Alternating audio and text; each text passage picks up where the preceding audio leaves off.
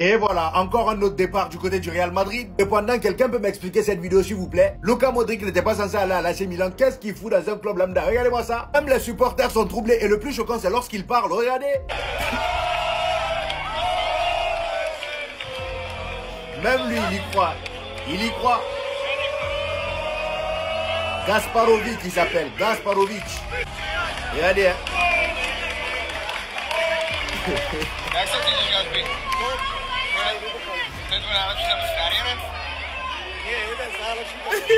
Ça n'a rien à voir. C'est pas maudit ici. En tout cas, c'était bien tenté. La dégaine est là, la coiffure est là, le style est là, mais fallait pas parler. On enchaîne les amis avec le Média Marca qui nous informe que le Real Madrid a des doutes concernant l'avenir de Camavinga. La direction ne sait pas encore comment Xabi Alonso compte l'utiliser. Tout simplement parce que sa position préférentielle est déjà occupée par Aurélien Tchouaméni. Arda Güler et Valverde partent avec un avantage vis-à-vis de Xabi Alonso. Et on sait très bien à quel point Tchouaméni est très important dans le système de Xabi Alonso. Donc là, malheureusement, ça sent très mauvais pour Camavinga. Et pour terminer les amis, on vient de perdre une nouvelle pépite, notre cher Jacobo. Jacobo Ramon qui a eu énormément de mal à prouver avec l'équipe première. Et bah là les amis, il vient de signer à Comé pour 2,5 millions d'euros. À vrai dire, je suis content pour lui parce que Comé c'est un club à fort potentiel. On a bien vu à quel point Nico Paz s'est épanoui là-bas. Et au moins là, Jacobo aura plus de temps de jeu pour pouvoir progresser. Mais encore heureux. Non mais parce que j'ai l'impression que dans cette phrase-là, il y a le doute même. C'est ça qui m'agace, c'est ça qui m'énerve. Le Real Madrid ne prévoit pas de prolonger le contrat d'Alaba. Mais en fait, c'est pas ça le problème. Ce n'est pas ça le problème. Moi, je veux tout simplement plus le voir au sein du Real Madrid, la famille. Regardez le salaire, bordel. Deuxième meilleur salaire, avec 22 millions d'euros par an. Plus de 22 millions d'euros, on le précise. Il nous fait subir, les gars. C'est compliqué. Donc, s'il part du Real Madrid, la masse salariale va réduire. Et les gars, surtout, on va pas se mentir. On aime bien investir sur des joueurs entiers, pas des joueurs coupés en deux, les gars. Il y a un moment donné, il faut se dire la vérité. H24, il est blessé, il est pas sur les terrains. Il est plus à la boulangerie ou à l'infirmerie que sur le terrain. Et quand il est sur le terrain, ça n'arrange rien du tout. Mais vraiment rien. J'ai la boule au ventre, j'ai peur. Mais je suis effrayé. Face à Arsenal, j'avais peur systématiquement. Mais j'avais raison même. Il s'est fait bousiller par Bukayo Saka. Et lorsque tu te fais bousiller par Bukayo Saka, bon, j'avoue, il est fort, Bukayo Saka. Mais comment il s'est fait bousiller? Voilà. Go en Arabie Saoudite. Here we go en Arabie Saoudite. Apprends l'arabe littéraire, tu pars là-bas, tu te fais plaisir, tu te fais kiffer. Tu lèves des chaises, il n'y a pas de souci, tranquille. Mais wesh. Depuis ton chaise roulante, faut arrêter au bout d'un moment. Ça va toi? En tout cas, bien, alhamdoulilah. Mais attendez, Rodri au Real Madrid, ça devient sérieux. Comme vous le savez, après avoir perdu Toni Kroos il y a une saison, le Real Madrid était à la recherche d'un profil similaire. On a bien vu comment au milieu on avait énormément de mal à son départ. Et d'ailleurs aujourd'hui, Toni Kroos a parlé de son départ du Real Madrid. Voici ce qu'il a dit. Il dit la meilleure chose à faire est de partir en beauté. Je pense qu'il est difficile de faire mieux que ce que j'ai fait lors de ma dernière saison. Je suis parti après avoir remporté la Liga et la Ligue des Champions. Et le pire, c'est qu'il dit qu'il avait déjà envisagé de prendre sa retraite l'année d'avant. Toni Kroos, je suis content pour toi, mais quand je t'entends parler comme ça, tu m'énerves. Nous, on avait encore besoin de toi. Et d'ailleurs, en parlant du Real Madrid, regardez la dinguerie qui s'est passée. On nous dit le Real Madrid et d'autres clubs veulent le mondial des clubs tous les 2 ans. Je rappelle que le mondial des clubs c'est comme la coupe du monde, c'est tous les 4 ans. Et bah Florentino Pérez lui il le veut tous les 2 ans. Il a déjà pris goût, ça a dû rapporter gros. Bien évidemment la FIFA a jugé ce projet irréaliste pour le moment. L'édition de 2029 est déjà en préparation avec le Qatar comme favori pour l'organiser. Dites-moi d'ailleurs en commentaire ce que vous en pensez. Concernant Rodri les amis, on nous dit que le Real Madrid veut recruter Rodri en 2026. Le club espère qu'il retrouvera son niveau après sa blessure. Il trouve que Rodri est un recrutement prometteur. Son contrat expire en 2027 et Manchester City sera obligé de le vendre s'il ne renouvelle pas. Et encore une fois, il le précise, d'après le média Diarios, tout dépend de ses performances après sa blessure. Comme je l'ai toujours dit, footballistiquement parlant, je le veux bien au Real Madrid. Et après, est-ce que ça va pas foutre le bordel? Avec toutes les histoires passées qu'il y a eu, les histoires de ballon d'or avec Vinicius, tout ça, donnez-moi vos avis en commentaire. Le Real Madrid a des doutes concernant l'avenir d'Eduardo Camavinga. La direction ne sait pas encore comment Xabi Alonso compte l'utiliser. Je vous laisse mettre pause les gars pour relire la suite. Mais bon, je vais directement aller droit au but les frérots. Le PSG, on sait qu'on recherche normalement un milieu de terrain polyvalent. Moi, je vais sur Eduardo Camavinga les frérots. S'il décide de ne pas rester au Real Madrid parce qu'il y a trop de concurrence, mais viens au PSG mon ref. Il est jeune, il a quoi? 23, 24 ans, polyvalent. Il peut jouer 6, il peut jouer 8. Il peut même jouer latéral gauche. Il a prouvé la saison 22-23. Il avait été très bon à ce poste-là. Et franchement, c'est un profil super pertinent pour le PSG. Là, regardez un petit peu son profil data par rapport aux autres milieux des 5 gros championnats. On voit qu'il fait partie de l'élite dans beaucoup de domaines. On voit que c'est un joueur qui a très peu de déchets, qui a une très bonne qualité de passe, qui récupère beaucoup de ballons, qui est très bon dans les duels aériens. Et ça, c'est une bonne chose quand on sait que Fabian, Vitinha, c'est moyen. João Neves, il se débrouille bien, mais c'est pas non plus le meilleur dans ce domaine-là. C'est un joueur qui a l'île technique, qualité de passe, percussion, jeu défensif. Juste voilà, il peut s'améliorer dans le dernier tiers du terrain.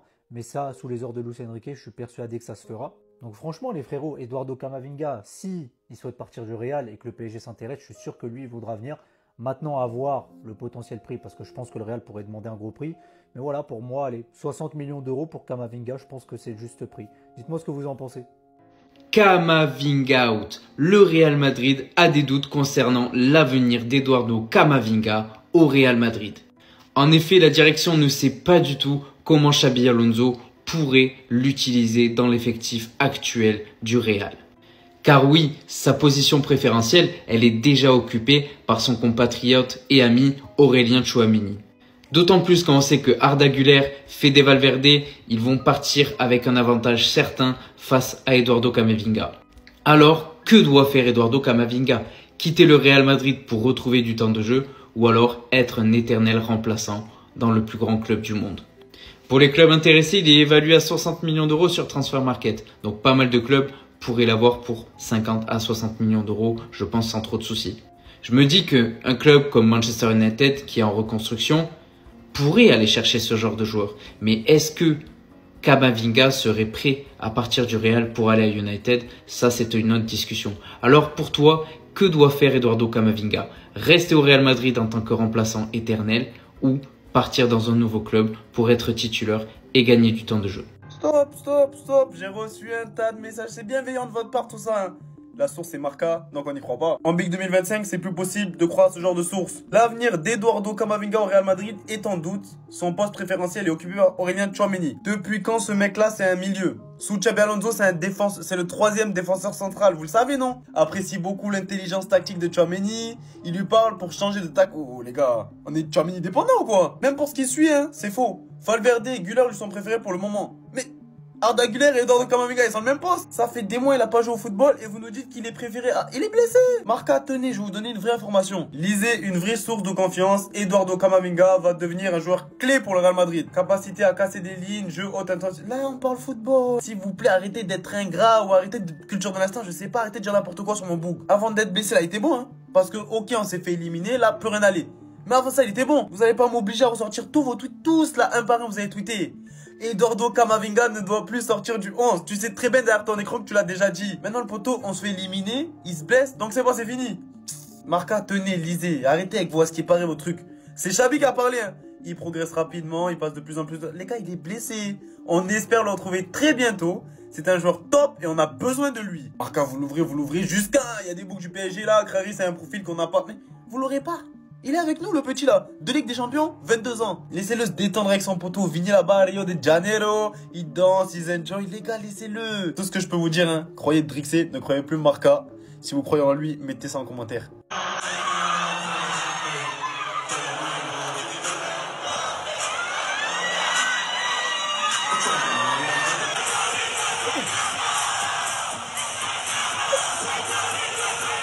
Écoutez-moi. Kylian qui chante, peut-être pour vous c'est rien. Enregistré pour plus tard. Kylian sera le Ballon d'Or 2026. Kylian avec son meilleur ami Ashraf. Supplément Babies, supplément Drink. Oh, je vous leak. Voilà, en avant-première, vous l'avez. Vous n'avez pas besoin d'attendre octobre prochain. Parce qu'en fait, c'est tout simple. Décompresser avant de mieux reprendre. Les footballeurs qui font des prépas, qui abusent de... Oh les gars, décompressez. Il y a suffisamment de matchs, il y en a trop. Voilà. Laissez respirer votre... Faites autre chose. Pas sur le foot. Le foot, lui, là, c'est souffert. Saison de Coupe du Monde. Saison de renouveau pour le Real Madrid. Nouveau coach. Mais les gars, est-ce que vous êtes conscients? On parle d'un mec qui est passé de ça, de ce genre de statistiques de classico à 8 hors-jeu, à ça, à finir pichichi. Ouais, oui, le Real Madrid s'est fait humilier cette saison. Mais les gars, on a senti le réveil de Kylian. Vous l'avez pas senti que tout droit et barcelonais, ça vous amuse de ressortir ce genre de pics? Mais là, je vais vous parler en espagnol. Vous êtes muerto. Ah oui, la Liga c'est pour nous, la Champions League aussi, je sais pas c'est pour nous mais c'est pas pour vous. Voilà, bonne saison à vous. Écoutez bien, on a trouvé pire que Yamal. I think I'm a player, you can expect a lot of dribbles, you can final passes, goals. I think I'm a player you come to see in the stadium and you enjoy to see. You sit like this first and when I have the ball you come up to watch me. This is what I think. J'ai pas compris là, t'es Messi? T'es Ronaldo? Je suis un joueur pour lequel on vient au stade, d'abord tu t'assois et quand j'ai le ballon, tu te lèves. Même Lamine Yamal n'a pas osé dire ça. Alors Noah Lang, bien qu'on ne doute absolument pas de ton potentiel, et ceux qui t'ont vu jouer d'ailleurs, savent que t'es un minimum bon. Mais ça, tu vois, c'est se mettre de la pression gratuitement. À part si t'es un Yamal bis, si tu te fais vraiment confiance à ce point-là, dans ce cas-là, vraiment, on va attendre patiemment les matchs du Napoli. Sachant qu'il y aura Kevin De Bruyne et tout, en vrai, dans tous les cas, on va regarder. Et c'est une dinguerie cette confiance en soi. Tu sais, tout ce que tu dis là, ça va ressortir. Ils ont de plus en plus de l'audace, les jeunes de nos jours. Ou soit via ce genre de déclaration, justement, ils cherchent en fait de la médiatisation. Et s'ils assument par-dessus, bah c'est le jackpot, c'est comme ça que ça marche. Mais là, après ça, je peux te dire que ça va t'attendre au tournant. Et les supporters italiens en premier, les supporters interistes en premier. Quelques jours, les gars, sur Twitter, il y a une querelle entre les Madrilènes et les Parisiens pour savoir si Kylian Mbappé est une légende du Paris Saint-Germain.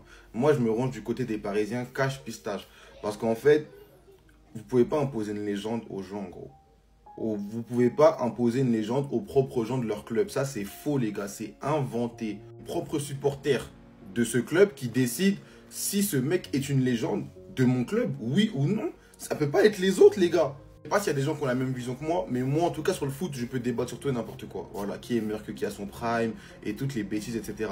Mais en tout cas, pour ce genre de questions, en gros, ça, on peut pas y interférer. C'est propre aux supporters du club en question, en gros. Malgré tous les trophées, malgré tous les buts, malgré tous les moments marquants que Mbappé a ramenés au Paris Saint-Germain et que les supporters ne le considèrent pas comme une légende malgré tout ça, c'est qu'il y a une raison et on peut pas y interférer.